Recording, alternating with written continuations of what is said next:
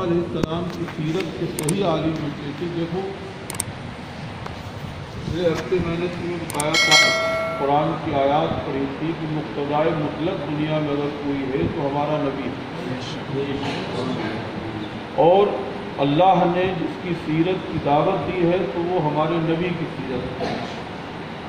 وَلَكُمْ فِي رَسُولِ اللَّهِ أُسْوَةٌ حَسَنَةٌ. اللہ نے فرمایا کہ تمہارے لیے پیشوائی، تمہارے لیے سمجھے آپ سب کچھ قائم ہے نبی میں. اور نبی کے بعد اگر کسی چیز میں کوئی عبرت ہے تو ان جانشینوں میں ہے جو رسول کریم صلی اللہ علیہ وسلم کے کامل متبع تھے. آج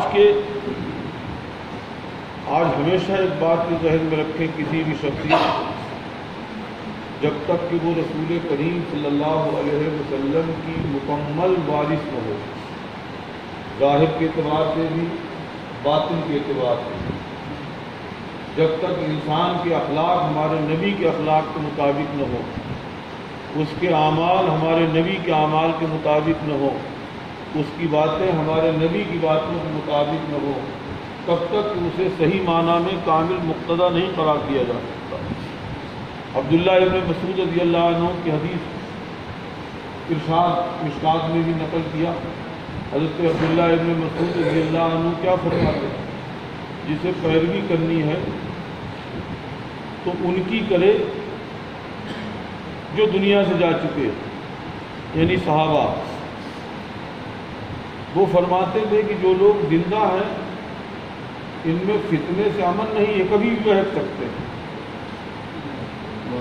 صحابہ جو تھے وہ اشارہ کرنے فرماتے اعمقہم علما، صحابہ علم میں سب سے گہرے تھے، سارے انسانوں میں علم سے سب سے زیادہ گہرے تھے.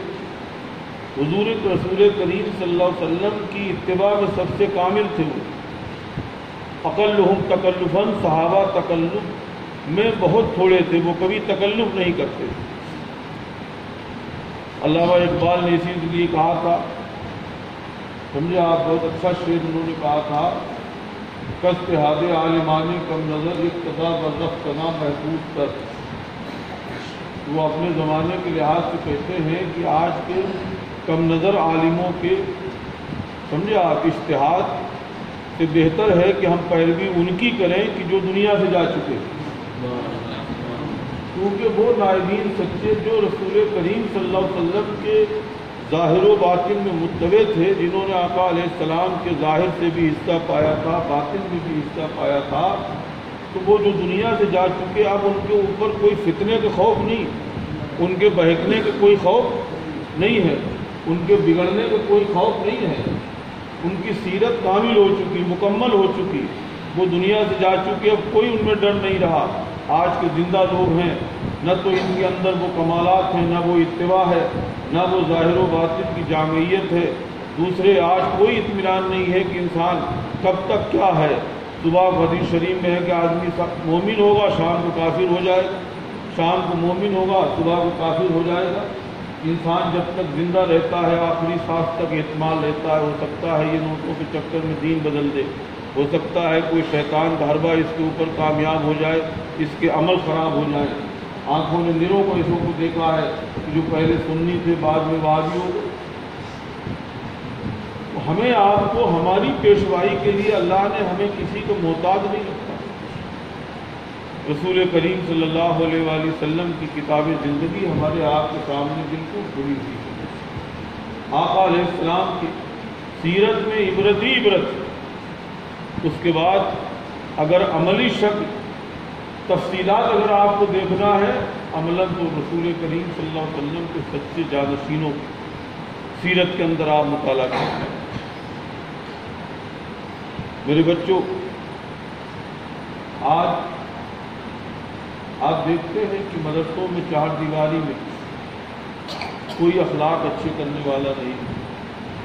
حضور کی سیرت جو ہمیں تمہیں معلوم ہونا چاہیے، ہم عشق نبی کا دعویٰ کرتے ہیں، ہم رسول کریم کی محبت کا دعویٰ کرتے ہیں، دوسروں کے مقابل میں کہ ہم اپنے نبی سے زیادہ محبت کرتے ہیں. لیکن آپ عملاً تو دیکھیں کہ محبت کے دعوے داروں میں سیرت کتنی پائی جاتی ہے. آپ ایک طرف دعویٰ کر رہے ہیں کہ ہم جان سے زیادہ نبی کی قائد تھے، لیکن آپ کا عمل بالکل اس کے خلاف۔ پرانے علماء الحمدللہ بڑے دیندار ہوتے تھے، معتمین بڑے دیندار ہوتے تھے، وہ بچوں کی جانتے ہیں۔ رسول کریم صلی اللہ علیہ وسلم آج ہی پڑھا رہا تو حضور نے فرمایا کہ جب بچے 7 سال کے ہو جائیں تو انہیں تم نماز کا حکم دو، اور جب وہ 10 سال کے ہو جائیں نماز نہ پڑھیں تو مار کر کے ان سے نماز پڑھواؤ، فضربوہم، انہیں مارو۔ اور آقا علیہ السلام فرماتے ہیں کہ 10 سال کے جب وہ ہو جائیں تو انہیں پیچھے سے وہ سو رہا ہے، پیچھے سے بیٹھا ہوا ہے، جگاؤ، گھوم رہے ہو۔ 10 سال کے ہو جائیں تو انہیں بستروں میں جدا کر دو۔ اس ارشاد کو آپ معمولی میں سمجھیں، آپ انسان کی سب سے زیادہ بگڑنے کو انہیں جانتے ہو عقل مندوں کے نزدیک کیا ہے، اور آج تو باقاعدہ اس موضوع پر تفصیلات لوگ فراہم کر رہے ہیں کہ بلوغ کے قریب کا زمانہ جب بچے کو ہوتا ہے 12-13 سال کی عمر سے لے کر کے 15-17-20 سال کی عمر تک سب سے زیادہ بڑھنے کے امکانات ہوتے ہیں۔ آج جو عقل مند لوگ ہیں، ماں باپ، وہ اپنے بچوں کی ان عمروں میں بہت نگرانی کرتے ہیں۔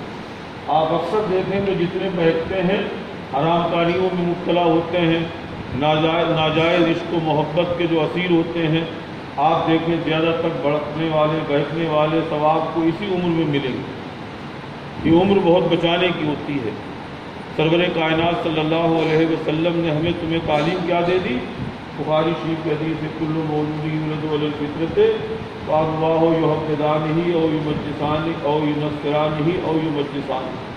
اتنا زبردست اصول دنیا کی کسی رہبر میں نہیں ملے گا۔ فرمایا کہ ماں باپ، یعنی بچہ، ہر ایک بچہ فطرت پر پیدا ہوتا ہے۔ فطرت کا مفہوم آپ جانتے ہیں؟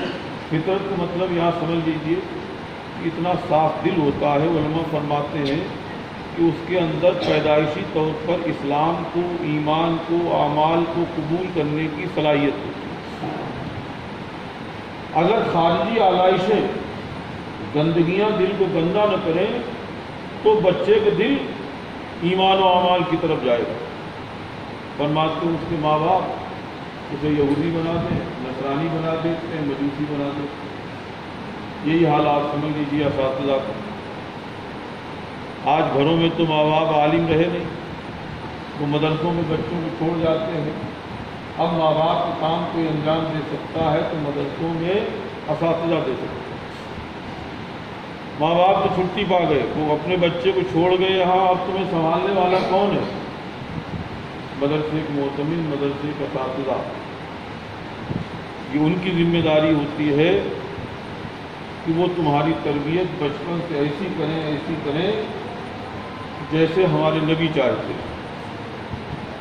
یہ راز آپ ہمیشہ یاد رکھیں، بچپن کی تربیت بڑھاپے تک کام کرتی ہے۔ بچپن کی عادتیں بڑھاپے تک نہیں جاتی۔ آپ تجربہ کر کے دیکھ لیں، آپ بچپن میں جیسا کھائیں پیئیں گے ویسے ہی بڑھاپے تک عادت رہے گی۔ بہار اور پوربی علاقے کے، یو پی کے لوگ جو ہے دال بھات زیادہ پسند کرتے ہیں، بچپن میں کھاتے ہیں، آپ دیکھیں گے بڑھاپے تک انہیں دال بھات ہی اچھا لگتا ہے۔ جو جیسے کھاتا ہے ویسے اس کو آپ دیکھیں گے اسے بڑھاپے تک ویسے ہی اچھا لگتا ہے۔ جیسے سمجھے آپ، جو روٹی وہ کھاتا ہے وہی روٹی اسے بڑھاپے تک اچھی لگتی ہے۔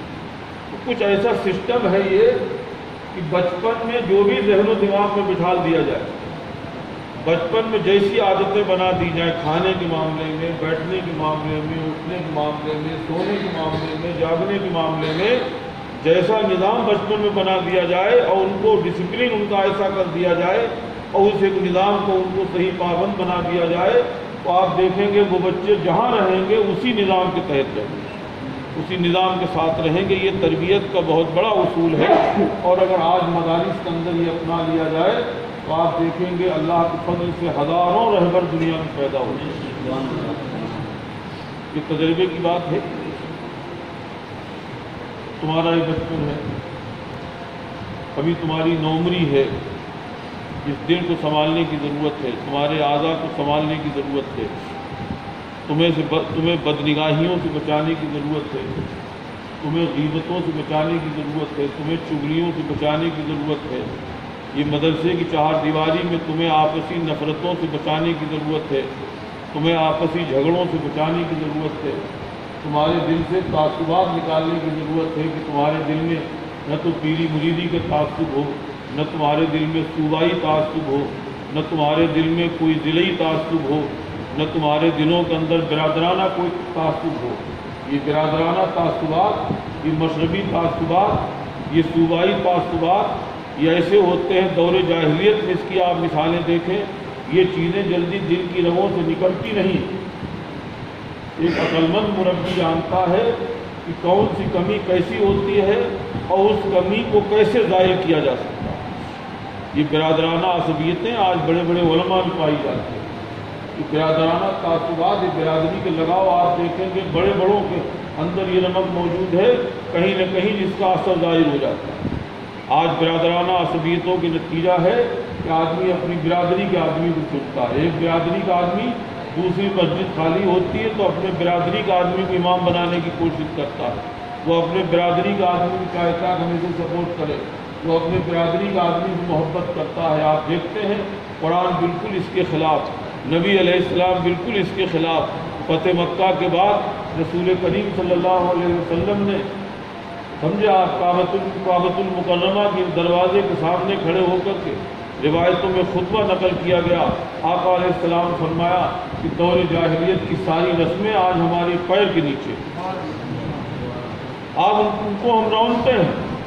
نہ کسی گورے کو کالے پر فضیلت ہے، نہ کسی کالے کو گورے پر فضیلت ہے، نہ کسی عربی کو اجمی پر فضیلت ہے، کسی کو کسی چیز میں فضیلت نہیں ہے۔ فضیلت ہے تو صرف تقوی اور پرہیزگاری کی بنیاد۔ یہ قرآن کا اصول ہے، یہ میرے نبی کا اصول ہے۔ آپ دیکھ لیں یہ عصبیتیں ایسی، اگر ہم نے تمہاری تربیت مدرسے کی چہار دیواری میں ایسی نہ کی، تم باہر نکلنے کے بعد پھر انہی عصبیتوں کا شکار رہو۔ آپ دیکھتے تربیت کا نظام اتنا زبردست ہے کہ بیان نہیں کیا جاتا، اور ان ساری چیزوں کو اگر استعمال کیا جا سکتا ہے تو بچپن میں اگر استعمال کر لیا جائے اور بچپن بالکل صاف ستھرا بنا دیا جائے، بچپن میں بچوں کے اندر پڑھائی کا شوق پیدا کر دیا جائے، بچپن کے اندر بچوں کے اندر عبادت کا شوق پیدا کر دیا جائے، بچوں کے اندر راتوں میں جاگنے کا شوق پیدا کر دیا جائے، علم و عمل کی قدر و منزلت اگر بچپن میں ان کے دلوں میں بٹھا دی جائے تو آپ دیکھیں کہ وہ بچے مدرسے سے نکلنے کے بعد بھی الحمدللہ دیندار آپ کو ملیں گے۔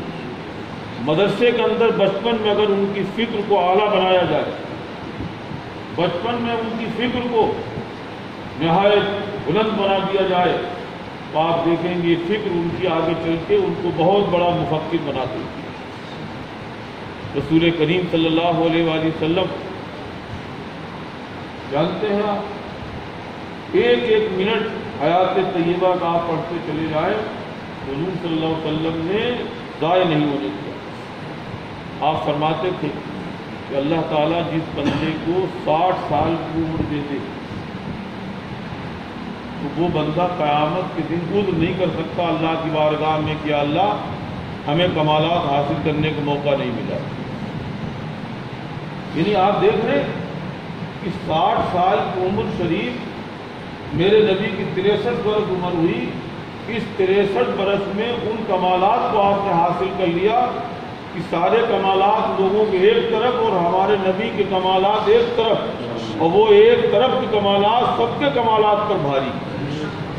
یہ حکمت ہے کہ اللہ تعالیٰ دکھا رہا ہے کہ اے میرے نبی کی امتیوں، تم اگر چاہو تو ہم تمہیں 63 برس میں اتنے کمالات دے سکتے ہیں جتنا کہ نو انسان کو کمالات حاصل ہوتے ہیں، لیکن اتنے کمالات نہیں حاصل ہوتے صرف اس وجہ سے کہ اوقات کو صحیح استعمال نہیں کیا جاتا، وقت کو ضائع کیا جاتا ہے، انسان کے اندر وقت کی قدر نہیں۔ صوفیاء کرام کے وصایا میں سے یہ بات رہتی تھی، خانقاہی اصولوں میں یہ بات رہتی تھی، عدم تضییع اوقات، کہ وقت ضائع نہ کیا جائے۔ وہ شیڈول ایسا بناتے تھے رات دن کا اپنے نبی کے مطابق کہ انسان ہر وقت کام میں لگا رہتا ہے۔ تاجدار مدینہ صلی اللہ علیہ وآلہ وسلم، آپ دیکھیں ان کا نظام زندگی، حضور اونٹ پہ سفر کرتے سفر ایک ایسی چیز ہے کہ عموماً وقت ضائع ہوتا ہے. اب آدمی ٹرین میں بیٹھتا ہے، نہ وہاں علم بیان ہے، نہ کوئی کاروبار کر سکتا، بیٹھے بیٹھے یہ وہ اپنے. لیکن قربان جائیے میرے نبی صلی اللہ علیہ وسلم اونٹ پہ بیٹھے بیٹھے اشارے سے نماز پڑھتے تھے. یعنی آپ دیکھتے وقت کا کتنا صحیح استعمال آپ کرتے کہ اونٹ پہ بیٹھے بیٹھے اشارے سے نماز پڑھتے رہتے تاکہ سفر بھی ہوتا رہے اور اللہ کی یاد بھی ہوتی رہے، یہ وقت ضائع نہ جانے پائے. عائشہ صدیقہ رضی اللہ عنہ فرماتی کان رسول اللہ صلی اللہ علیہ وسلم یذکر اللہ فی کل احیانہ. آقا علیہ السلام تمام اوقات میں اپنے رب کا ذکر کرتے تھے. یعنی باوضو ہوتے تو اللہ کا ذکر کرتے، بے وضو ہوتے آپ تو اللہ کا ذکر کرتے، پاکی میں اللہ کا ذکر کرتے، ناپاکی میں اللہ کا ذکر کرتے. ناپاکی کی حالت کو بھی ہمارے نبی صلی اللہ علیہ وسلم نے استعمال کا طریقہ بتا دیا کہ ناپاک تم اگر ہو جاؤ، جنبی ہو جاؤ، عورتیں حائضہ ہو جائیں، نفسا ہو جائیں، تو وہ قرآن تو نہیں پڑھ سکتی ہیں. تم جنابت کی حالت میں قرآن تو نہیں پڑھ سکتے ہو، لیکن باقی سارے اذکار کر سکتے ہو. درود پڑھ سکتے ہو، کلمہ پڑھ سکتے ہو، تم سبحان اللہ پڑھ سکتے ہو، الحمدللہ پڑھ سکتے ہو، سارے اذکار کر سکتے ہو. آپ دیکھتے ہیں کہ ایک لمحہ بھی میرے نبی نے ایسا نہیں چھوڑا جس میں ہمیں کام نہیں بتا دیا اور بتا دیا کہ 60 سال کی عمر تمہیں اللہ اگر دے دے تو قیامت کے دن تم خدا کیا یہ نہیں کہہ سکتے ہو یا اللہ ہمیں کمالات حاصل کرنے کا موقع نہیں ملا. آج میرے بچوں تمہارے ساتھ سب سے بڑا اگر ظلم ہو رہا ہے مدارس کی دنیا میں تو یہی ہو رہا ہے کہ تمہاری تربیت کے اوپر کوئی دھیان نہیں. نام نہیں ہوگا جہاں اس مدرسے مسلم مولانا آفتاب ان سے میں بتا رہے تھے کہ وہاں کے طلبہ بتا رہے تھے جہاں 1800 بچے پڑھتے ہیں اور فجر کی نماز میں مشکل سے 100 بچے ہوتے ہیں. اب آپ اندازہ لگائیے کہ جہاں 1600 1700 1800 بچے پڑھتے ہیں وہاں مسجد کے اندر نماز پڑھنے والے فجر کی 100 بچے. سیدنا عمر فاروق رضی اللہ عنہ فرماتے تھے کہ جو نماز کو ضائع کر سکتا ہے وہ اس سے دیگر چیزوں کو اس سے زیادہ ضائع کر سکتا ہے. اور کبھی بھی ایسے آدمی کو وہ عہدہ نہیں دیتے تھے کہ جو ٹائم سے صحیح وقت میں جو نماز نہیں پڑھتا. آپ علیہ الصلوۃ والتسلیم کی آپ پوری حیات آپ دیکھیں، حضور صلی اللہ علیہ وسلم نے کہیں تعلیم کے لیے فرما دیا، بیٹھے ہوئے کہیں تعلیم لے رہے. آپ علیہ السلام خود تعلیم دیتے. حدیث شریف میں رسول کریم صلی اللہ علیہ وسلم کے بارے میں صحابہ کہتے ہیں حضور صلی اللہ علیہ وسلم بیت الخلاء سے باہر تشریف لاتے یقرؤون القرآن، حضور ہمیں قرآن پڑھایا کرتے. نہیں اللہ اکبر. آپ لگن تو دیکھیے، سید الانبیاء محبوب رب العالمین اپنے غلاموں کو خود قرآن پڑھا رہے ہیں. یقرؤون القرآن، ہمارا نبی ہمیں خود قرآن پڑھاتا ہے. کسی محفل میں بیٹھے ہوئے ہیں تو وہاں سوائے دین کی کوئی بات نہیں ہو رہی. میرے نبی علیہ السلام کہیں کاروبار سمجھا رہے ہیں لیکن کاروبار میں بھی بتا رہے ہیں کہ کس نیت سے کاروبار کرو. یہ کاروبار اگر تم اللہ کے لیے کرو گے، اپنے بیوی بچوں کو پالنے کی نیت سے تم چاہو گے کہ ہمارے بچوں کی حلال کمائی سے پرورش ہو، ہمارے بچے بچیاں حلال کھائیں، حلال ہم بھی کھائیں، اور اس لیے کماؤ تاکہ تمہیں کسی کے سامنے ہاتھ نہ پھیلانا پڑے، تو فرماتے تھے یہ جہاد.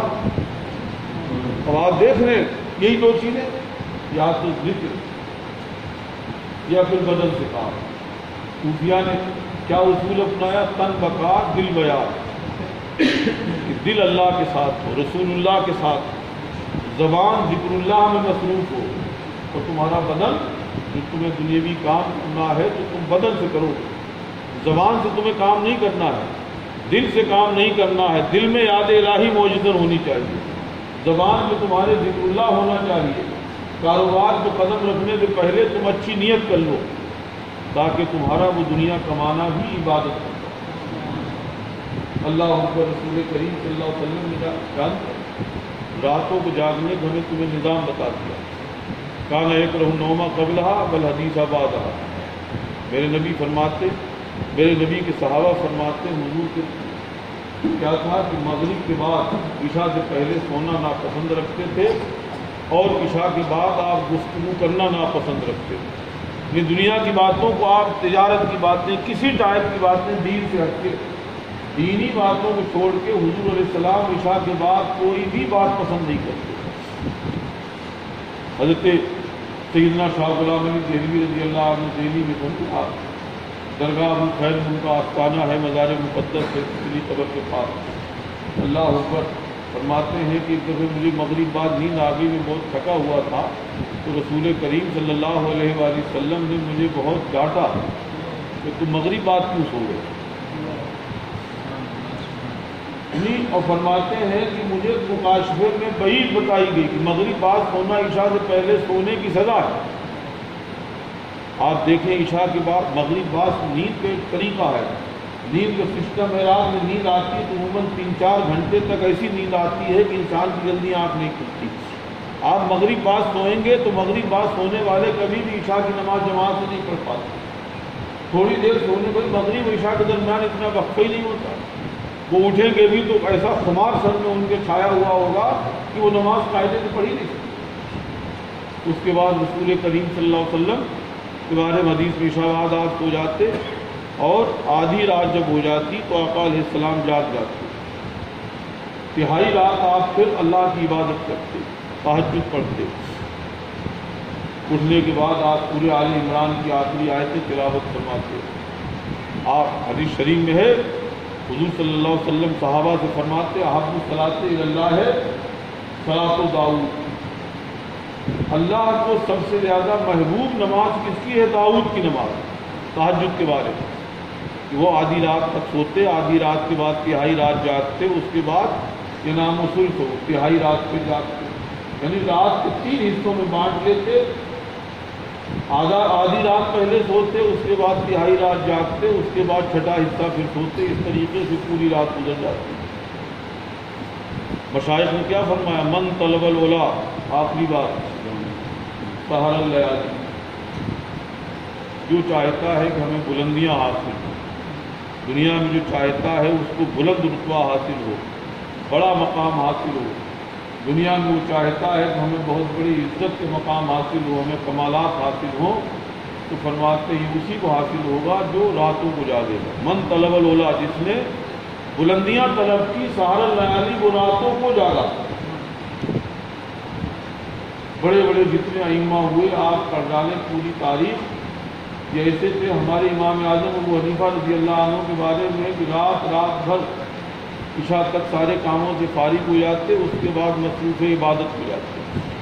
آپ دیکھیے ایک انسان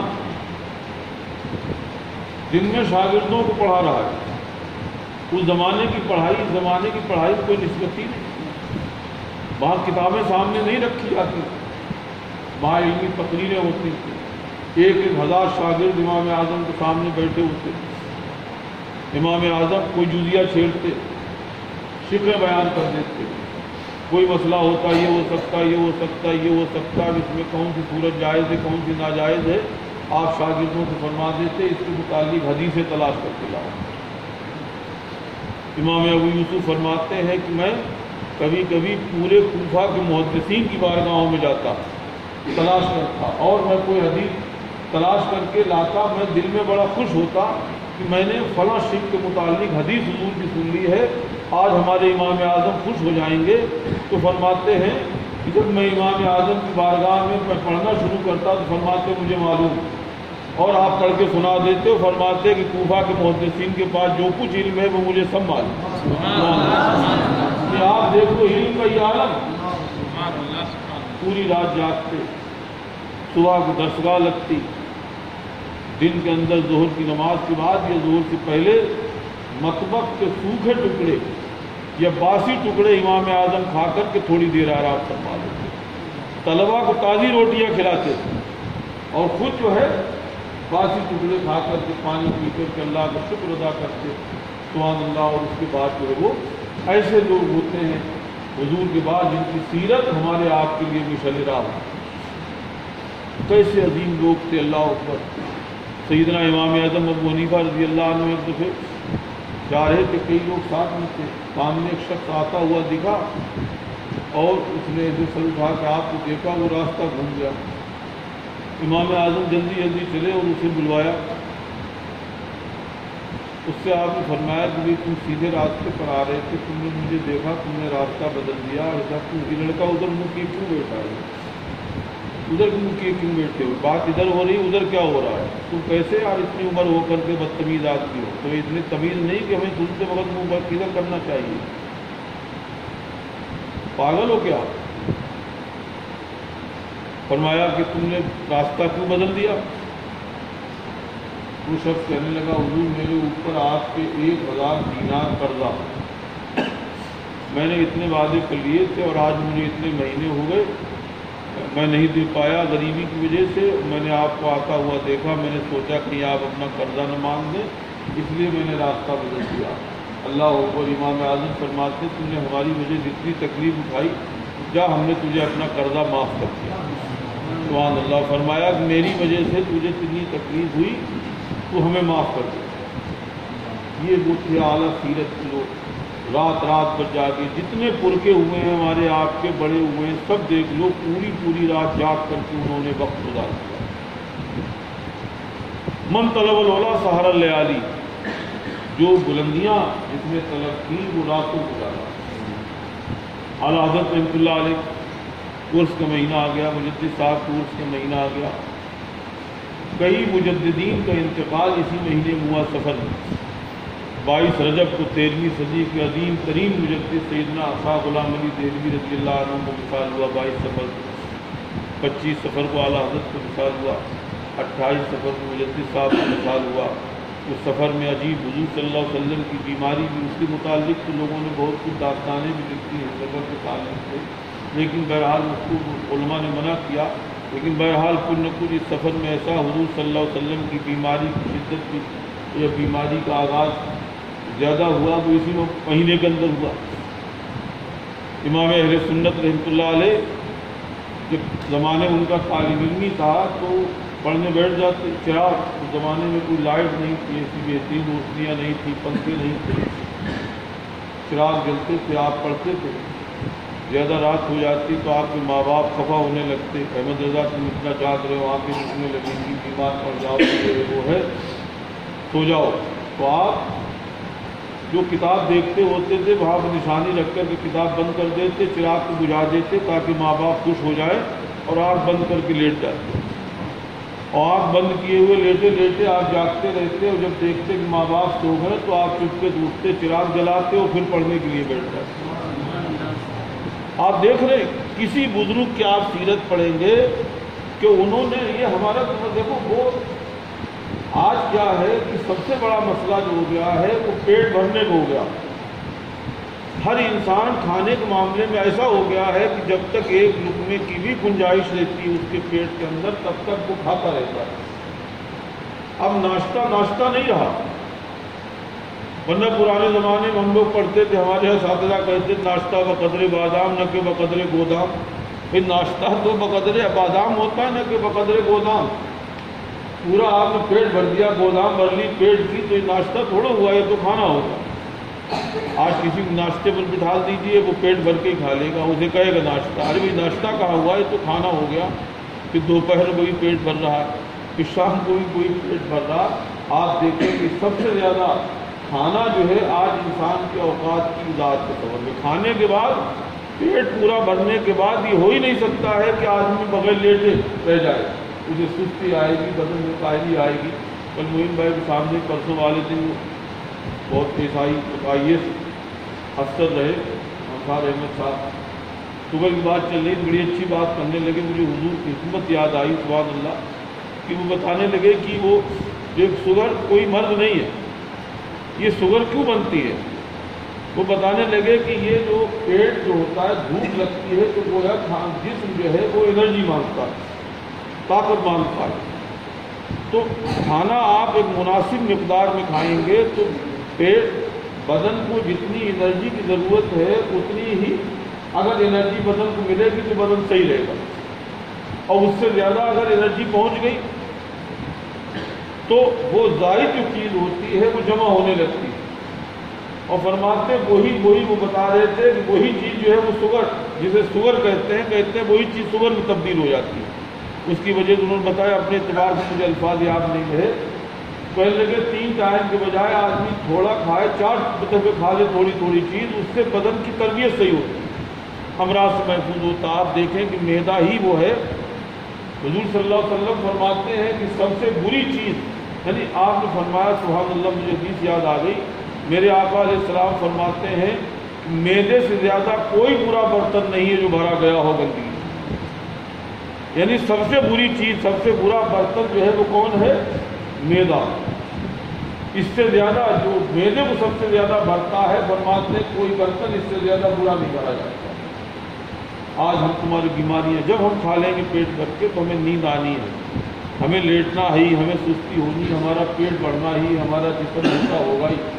رسول کریم صلی اللہ علیہ وسلم نے خیر القرون کیا کے بعد یعنی برے زمانوں کی علامت بتائی تھی، ثم یظہر فیہم السمن، کہ صحابہ کا زمانہ، تابعین کا زمانہ، تبع تابعین کا زمانہ جب گزر جائے گا تو لوگوں میں موٹاپا ظاہر ہو جائے گا۔ حدیث شریف میں ان اللہ یبغض الرجل السمین، فتاوی رضویہ میں بھی اس حدیث کو نقل کیا کہ اللہ تعالیٰ موٹے آدمی سے بغض رکھتا ہے۔ ایک وہ ہوتے ہیں علماء فرماتے ہیں جو فطری طور پر موٹے ہوتے ہیں، پیدائشی طور پر، اس موٹاپے کی یہاں بات نہیں علماء فرماتے ہیں، بلکہ وہ آدمی جس کا بدن موٹا ہوا کھانے کی حرص کی وجہ سے، مرغن غذائی۔ اب ہمارے جسم اتنے طاقتور نہیں رہے، لیکن غذائیں سب سے زیادہ روغنی ہو گئی، ثقیل ہو گئی، اور وہ بھی ہم پیٹ میں اتنا کھا رہے ہیں کہ پانی کی بھی گنجائش نہیں۔ سرور کائنات صلی اللہ علیہ وسلم نے ہمیں مجاہدہ بتایا کہ تمہارے دل کے اندر کھانے کی خواہش باقی رہے کہ تم کھانے سے اپنا ہاتھ اٹھا دو۔ ایک بچوں تم، یہ ہماری تقریر ہم جانتے ہیں، سب تم قدر نہیں کر سکتے، لیکن جو میں باتیں بتاتا ہوں ایسی ہیں کہ تم جلدی کہیں سنو گے نہیں۔ اس میں تمہاری حیات ہے، تمہاری زندگی ہے، تمہاری زندگیوں کی اس میں تعمیر۔ موت تو ایک دن آنی ہے، وہ زندگی کیا ہے یار ہماری تمہاری کہ ہمیں مرنے کے بعد دنیا بھول جائے۔ انسان بلند خیال، ہمیشہ امرؤ القیس جیسا شاعر کہتا ہے کہ ہمارے قد یدرک المجد نہیں مجد الموصل امثالی، وہ کہتا ہے کہ اگر میں تھوڑی سی دنیا یا ادنا درجے کی دنیا میں طلب کرتا، لو انما آسا لادنا معیشت کفانی ولم اطلب من المالی، اگر میں اس تھوڑی سی زندگی کے لیے میں دنیا طلب کرتا، مال کے لیے کوشش کرتا تو مجھے کافی ہوتی، لیکن میں اس کو طلب نہیں کرتا، میں اس دنیا حقیر کو طلب نہیں کرتا ہوں۔ وہ کہتا ہے بلا کہ میں تو طلب اس کو کرتا ہوں، مجد موصل کو، پائیدار زندگی کو طلب کرتا ہوں۔ بقدر یدرک المجد الموصل امثالی، وہ کہتا میرے جیسے لوگ پائیدار زندگی کو پا لیتے، یعنی ایک دور جاہلیت کا شاید جو ایمان بھی نہیں لایا، کافر ہو کر کے مرا، لیکن اس کا خیال آپ دیکھیں کہ وہ ہمیں آپ کو درس دے رہا ہے کہ ہم اس ناپائیدار زندگی کے لیے محنت نہیں کرتے، ہم اس کے لیے کوشش نہیں کرتے۔ زندگی برائے خوردن نیست، پرانا مقولہ ہے، زندگی کھانے کے لیے نہیں ہے، خوردن برائے زندگی، کھانا زندگی کے لیے نہ کہ زندگی کھانے کے لیے۔ کہتا قد یدرک المجد الموصل امثالی، پائیدار زندگی ہمارے جیسے لوگ پا لیتے ہیں۔ آج بھی آپ دیکھیے جو اس نے کہا تھا 100% اس کی بات سچی ہوئی کہ اسلامیوں میں بھی امرؤ القیس کو سارے علماء جانتے ہیں کہ امرؤ القیس دنیا میں کوئی بہت بڑا شاعر ہوا، آج بھی اس کا نام زندہ ہے، کتابوں کے اندر نام زندہ ہے۔ آپ نے دیکھا یہ تاریخ بتا رہی ہے کہ جو کمالات حاصل کرتے ہیں وہ کافر کیوں نہ ہوں، لیکن دنیا میں جنہوں نے بلندیاں حاصل کی ان کا نام روشن ہے کہ نہیں؟ اللہ نے ان کے ناموں کو زندہ کر دیا۔ مجنو نے عشق میں کمال حاصل کیا تو مجنو کو اللہ نے نام زندہ کر دیا، فرحات کو نام زندہ کر دیا۔ جب عشق مجازی کے حاملین کمال کو پہنچے تو اللہ نے ان کے نام اتنے دنیا میں روشن کر دیے، تو اگر ہم تم خدا اس کے رسول کی محبت میں کمال حاصل کر لے تو سبحان اللہ ہمارے نام کیوں نہیں زندہ رہے؟ اللہ ہمیں تمہیں عمل کی توفیق بخشے۔ میں آخر میں تم سے کہنا یہ چاہتا ہوں دیکھو کہ ان تقریریں یہ میں جھگ نہیں مارتا ہوں، اور میں قرآن کا وہ اصول بھی جانتا ہوں۔ اللہ تعالیٰ نے وہ آیت کے الفاظ مجھے یاد نہیں کہ ان کا سبحان کے الفاظ ہیں کہ اللہ تعالیٰ اپنے نبی سے فرما رہا ہے کہ ان کافروں سے کہہ دو کہ جو میں تمہیں باتیں بتاتا ہوں، ذکر بتاتا ہوں، تم اگر اس سے منہ پھیرو تو کیا میں تمہارے منہ پھیرنے کی وجہ سے باتیں بند کر دوں گا؟ سبحان اللہ۔ معلوم ہوا میرے اللہ نے مجھے تعلیم دی ہے کہ دنیا سنے نہ سنے لیکن ہمیں سنانا، لوگ باتوں کی قدر کریں نہ کریں، لیکن ہمیں بتانا، 100 نہیں کریں گے، 100 کو سنائیں گے، 10 کو کریں گے، 15 تو قدریں کریں گے۔ اگر 15 کی بھی زندگی بن گئی تو ہم سمجھتے ہیں کہ آخرت میں بہت بڑا سامان ہو جائے۔ حضرت مولانا خالد رومی رحمۃ اللہ علیہ، علامہ شامی کی پیر و مرشد، اتنی بڑی بات، کل ہی ان کے متعلق میں ایک مضمون پڑھا، میں وہ ان کے پاس رسالے ملتا ہے سل الحسام الہندی لنصرت مولانا خالد نقشبندی، فتاوی شامی جن کا ہے، انہوں نے رسالہ لکھا، ان کے موبائل میں ہے۔ حضرت علامہ شامی جیسے بزرگ ان کو لکھتے ہیں الامام الاوحد، یعنی مولانا خالد رومی کو حضرت علامہ شامی لکھ رہے ہیں الامام الاوحد، وہ اپنے زمانے کے منفرد امام، جس کے سمجھے آپ مولانا خالد کا یہ عالم ہے تو ان کے پیر و مرشد حضور شاہ غلام علی دہلوی کی عظمت کا آپ کتنی بڑی ذات نہیں۔ مولانا خالد رومی کو ایک صاحب نے خط لکھا، اس میں لکھا حضور شریعت کی ترویج، وہ کمالات لکھ کے مریدوں میں اثر ہو رہا ہے، وہ اثر ہو رہا، تو انہیں آپ تنبیہ فرماتے ہیں کہ ہمیشہ شریعت کے لیے کوشاں رہے۔ فرماتے ہیں کہ یہ حضور خاتم الانبیاء صلی اللہ علیہ وسلم کی وکالت ہے، یعنی شریعت کی ترویج، شریعت کو رائج کرنا، شریعت کو نافذ کرنا، سبحان اللہ، کیا ہے یہ میرے نبی کی وکالت ہے، میرے نبی کی نیابت۔ اور فرماتے ہیں جو نبی کی وکالت کرتا ہے اللہ اسے بلندیاں دیتا ہے۔ فرماتے ہیں ظاہر ہونا اپنی جگہ پر ہے، کثیر العبادت ہونا اپنی جگہ پر ہے۔ جو آدمی زاہد ہے، بے رغبت ہے دنیا سے، جو بہت بڑا عابد ہے، تو یہ سارے کمالات، یہ ساری خوبیاں اس کی طرف رائج ہوتی ہیں، لیکن شریعت کی ترویج جو ہے اس سے بندوں کو نفع پہنچتا ہے۔ زہد کا وہ ثواب نہیں ہے جتنا کہ شریعت کو رواج دینے کے ثواب۔ ایک آدمی روزے رکھتے، اب روزے میں ڈھال آدمی ہوتا ہے وہ دوڑ نہیں سکتا ہے شریعت کی ترویج کے لیے، اور ایک آدمی اس لیے روزے نہیں رکھتا ہے، نفلی روزے کی بات ہو رہی کہ تاکہ ہم بھاگیں دوڑیں، ہمارے جسم میں طاقت رہے، پھرتی رہے، شریعت کو رواج دیں۔ تو اس عابد سے یہ ظاہر یہ اچھا ہے کہ جو شریعت کے رواج کے لیے نہیں سمجھا، نفل عبادت کو چھوڑ کر کے کاہے میں لگا ہوا ہے، آقا علیہ السلام کی شریعت کی ترویج میں لگا ہوا ہے۔ شریعت کا رواج دینا، ویسے میں مرتبت پڑھتے اتنا عمدہ شعر کسی نے کہا مجدد ابن ثانی کے بارے میں کہ وہ دہر میں آئین شریعت کے طرف مجدد ابن ثانی کی ذات آپ پڑھیں، لمحہ لمحہ آپ دیکھیں گے اس بندے خدا نے اپنی زندگی وقف کر دی تھی، ان کی راتیں وقف تھے، ان کے دن وقف تھے، انہوں نے شریعت کی ترویج کے لیے جیل کی سلاخوں کو بھی اسلامی بھائیوں اقدار کا سامان محسوس کیا، انہوں نے اپنی رہائی کی کبھی تمنا نہیں کی، انہیں ہر وقت طلب تھی چاہے ہم کتنی ہی مصیبتوں میں مبتلا ہو جائیں، لیکن آقا علیہ السلام کی سنت نے لائی وہ آئین بھائی دہر میں آئین شریعت کے طرفدار، پورا لمحہ لمحہ آپ دیکھیں گے ہمیشہ وہ نفاذ شریعت کے طرفدار۔ 3 جلدیں ہیں مکتوبات کی، اتفاق ہو کے میں نے ایک مکتوب کو پڑھا کھولا تو دیکھا ایک ہندو کے نام مکتوب، ایک مکتوب مجدد صاحب کا ایک ہندو کے نام، اور وہ ہندو بڑا ان کا معتقد تھا، اور اس سے جو ہے وہ خطبہ پڑھنے کے بعد تھوڑی دوسرے پیار کی باتیں ایسی سنائی اسے، اس کے بعد فوراً کہنے لگے کہ شرک اتنا برا ہے، کفر اتنا برا ہے، اللہ کی توحید کے قائل ہو جاؤ، اللہ کے دین کو مان لو، پورا انہوں نے مکتوب اس کو جو ہے اسلام کی دعوت میں اس کے لیے لکھ دیا۔ دیکھتے مزاج کہ ایک ہندو کو وہ تو لکھ رہا ہے محبت، اس نے خط لکھا، اپنی عقیدت کا اظہار کیا آپ سے، ہم آپ کو بہت چاہتے ہیں، جبکہ اس زمانے میں ہندوؤں کے مراسم رکھنے کی بڑی ضرورت تھی، کیونکہ یہی سب سے زیادہ فتنے اٹھا رہے تھے، اکبر پہ یہی حاوی تھے، جہانگیر کے دربار میں بہت دخیل تھے پہلے شروع میں، لیکن قربان جائیے مجددانہ بصیرت، سبحان اللہ، اس کو معمولی سے ایک چند الفاظ بولنے کے بعد تحیت کے، اس کے بعد آپ نے اسے تبلیغ شروع کر دی۔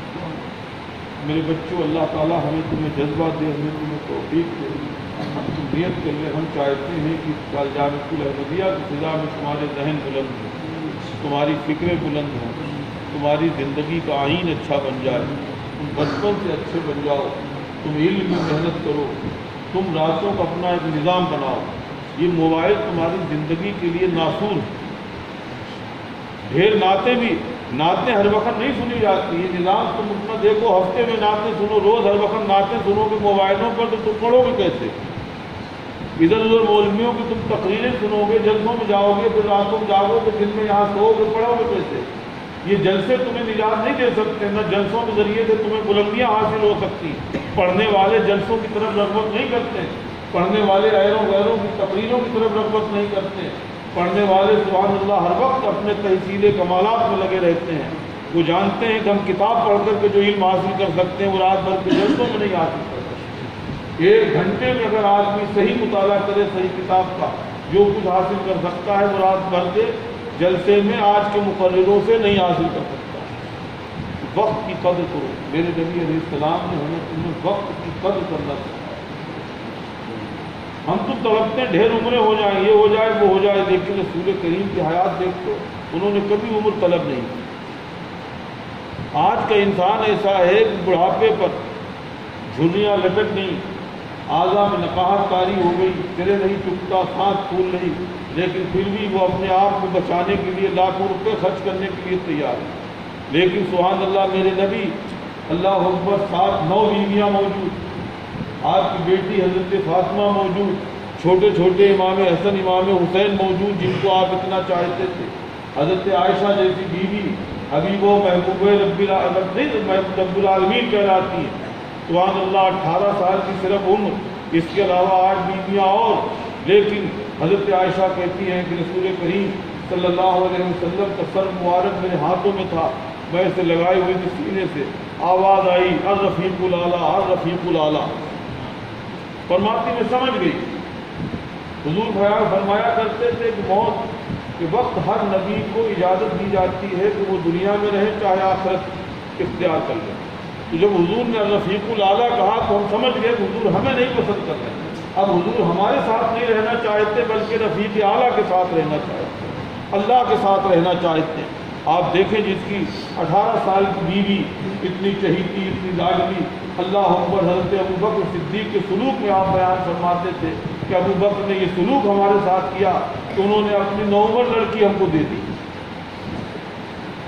اتنی عمریں، آج جس کی اتنی بڑی بیوی ہو بڑھاپے میں نہیں سمجھا، اس کے بچے چھوٹے چھوٹے ہوں، وہ کبھی موت ایسے ہی نہیں پسند کرتا ہے آدمی موت کو، لیکن آپ دیکھو تو میرے نبی نے سکھا دیا کہ 63 سال کی عمر تمہارے لیے اتنی بڑی عمر ہے، اتنی بڑی عمر ہے، اتنی بڑی عمر ہے کہ ہر کمال جو ایک بشر کے لیے ممکن ہے تم حاصل کر سکتے ہو۔ سیدنا امام ربانی کی چاہت دیکھیے، امام ربانی دلی تمنا تھی کہ میری عمر بھی سنت کے مطابق ہو، حضور کی عمر کے مطابق 63 سال، اور اس 63 سال کی عمر میں جانتے ہیں انہوں نے خود جملہ لکھا کہ ایک نوع بشر کے لیے جتنے کمالات ممکن ہیں اللہ نے ہر کمال سے مجھے حصہ عطا فرمایا۔ سبحان اللہ، آپ دیکھو تو اللہ اکبر، اس امت کا ایک مجدد یہ فرما رہا ہے کہ نوع بشر یعنی سارے انسانوں کے لیے، نوع بشر میں ہر بشر آ گیا کہ ایک نوع بشر کے لیے، نوع بشر یعنی بڑے سے بڑے بشر کے لیے جتنے کمالات کا حصول ممکن ہے اللہ تعالیٰ نے ہر کمال میں سے مجھے حصہ عطا فرمایا۔ تو سبحان اللہ، یہ میرے نبی کی زندگی تھی۔ زیادہ عمریں طلب کرنے سے کوئی فائدہ نہیں ہے، جو عمریں اللہ نے ہمیں تمہیں دے دی ہیں انہی عمروں کو صحیح استعمال اگر کر لے جاؤ تو تمہاری 60 سال زندگی بھی بہت ہے، 63 سال زندگی بھی بہت ہے۔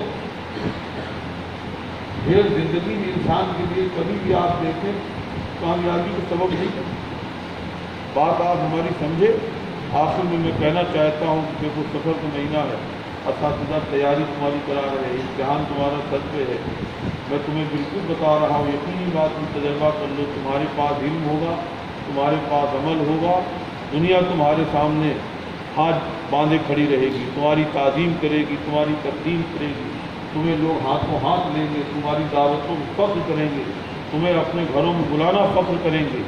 اور اگر تم نے یہ عمر اپنی گنوا دی، اگر تم نے وقت کی قدر نہیں کی، تم نے قاعدے سے پڑھا نہیں، تم موبائلوں میں الجھے رہے، تم ٹیلی فونوں میں باتیں برابر کرتے رہے، تم جلسے جلوس میں اپنی راتیں گزارتے رہے، تم کھا کے اگر سوتے رہے، تم نے کمال اگر حاصل نہ کر پایا تو مدرسے سے نکلنے کے بعد بھی کوئی تمہیں صحیح لوگ پوچھنے والے نہیں ہوں گے۔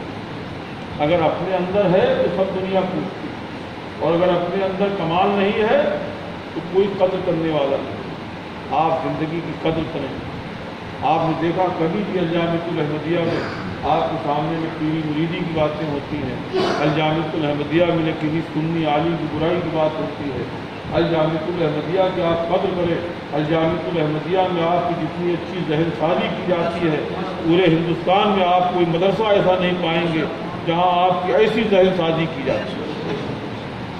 آپ کو ہمیشہ علم کی ترغیب دی جاتی ہے، آپ کے دلوں کو تعصبات سے بچایا جاتا ہے، آپ کو ترک نماز سے بچایا جاتا ہے تاکہ آپ کی کامیاب زندگی ہو جائے۔ اس سے زیادہ اور کیا بھلائی ہو سکتی؟ لیکن وہ نہیں، لوگ کہتے پرانا جملہ ہے، قدر جوہر شاہ دانت یا بدانت جوہری، ہیرے کی قدر یا تو بادشاہ جانتا ہے یا بھی جوہری جانتا ہے۔ جو قدر جانتے ہیں کہ آج الجامعۃ الاحمدیہ کی فضا میں ہماری جو تربیت ہو رہی ہے، یہ ہماری تربیت دنیا اور آخرت کے لیے کتنی مفید ہے، تو الجامعۃ الاحمدیہ کو سر پہ رکھ سکتے، تاج بنا کر کے رکھ سکتے۔ اور جن کو ان باتوں کی قدر نہیں ہے تو آپ دیکھیں گے جو ہیروں کی قدر نہیں کرتا ہے وہ کبھی بھی دنیا میں بلندیاں نہیں حاصل کرتا۔ یہ اتنا بڑا احسان ہے جامعۃ الاحمدیہ کا، آپ شمار نہیں کر سکتے۔ آپ کے وقت کی حفاظت، آپ کی ذہن سازی، آپ کے دل کی حفاظت، آپ کے سمجھے آپ اخلاق کی حفاظت، آپ کی دینداری کی حفاظت، یہ ساری چیزیں آپ کو ہر گناہ سے بچایا جا رہا ہے۔ آپ کو زناکاریوں سے بچانے کی کوشش کی جا رہی، آپ کو چوریوں سے بچانے کی کوشش کی جا رہی، آپ کو لواطت سے بچانے کی کوشش کی جا رہی، آپ کو جماعتوں کو پابند بنانے کی کوشش کی جا رہی۔ یہ آپ کے ساتھ اتنا بڑا احسان ہے کہ مرنے کے بعد آپ کو معلوم ہوگا کہ ہاں واقعی ہمارے ساتھ کچھ سلوک کیا گیا۔ آپ کے دلوں کو نفرتوں کو شکار نہیں بنایا جا رہا ہے کہ سنی سے نفرت کرے، آپ کو باہمی جھگڑوں کو شکار نہیں بنایا جا رہا ہے، آپ کو پیری مریدی کے جھگڑے نہیں ڈالا جا رہا ہے کہ کسی کے پیر سے آپ نفرت کریں، آپ کو برادرانہ عصبیتوں سے پاک کیا جا رہا۔ اللہ تمہیں عمل کی توفیق بخشے۔ اگر تم اس تربیت کو قبول کر لے جاؤ تو دیکھو گے انشاءاللہ تمہاری زندگی ہیرا ہوگی، ایک جوہر زندگی ہوگی، اور جہاں رہو گے عزت کے ساتھ رہو گے، نیکی کے ساتھ رہو گے، اللہ دنیا بھی اچھی کرے گا، قبر بھی اچھی کرے گا، اور حشر بھی اچھا کرے گا۔ وقت کو بچا کر اس مہینے میں محنت کر ڈالو، امتحان کیجیے، سوالوں کے جوابات یاد کرو، لکھنا سیکھو تاکہ تم کاغذ کے صحیح جواب لکھ سکو۔ ہم چاہتے ہیں، ہمیں تم سے محبت ہے، ہمارے بچے فیل ہوتے ہیں تو ہمیں بہت دکھ ہوتا ہے، اس وجہ سے دکھ ہوتا ہے کہ اگر ہم ان کو فیل لگتے ہوئے بھی ترقی دیتے رہے تو ہمارا پھر نظام چلانے کوئی مقصد نہیں رہا، اور اگر ہم ان کو نکالتے ہیں تو تمہاری جدائیگی پہ ہمیں غم ہوتا ہے۔ تم دین پڑھتے ہو، ایک بچے کو بھی نہ ہمارا کبھی مارنے کو جی چاہتا ہے، نہ ڈانٹنے کو جی چاہتا ہے، نہ کبھی ہمیں کیا نام اس کو نکالنے کو جی چاہتا ہے، لیکن کبھی تمہاری حرکتیں ہمیں مجبور کرتی ہیں کہ ہم کو غصہ آتا ہے۔ تم مسلسل ناغے کرتے ہو، درسگاہوں میں نہیں جاتے ہو، تم کتابوں میں حاضری نہیں دیتے ہو۔ آپ دیکھو ہم تو تمہاری فلاح میں لگے ہوئے اور تم اپنے آپ کو خراب کرنے میں لگے ہوئے ہو۔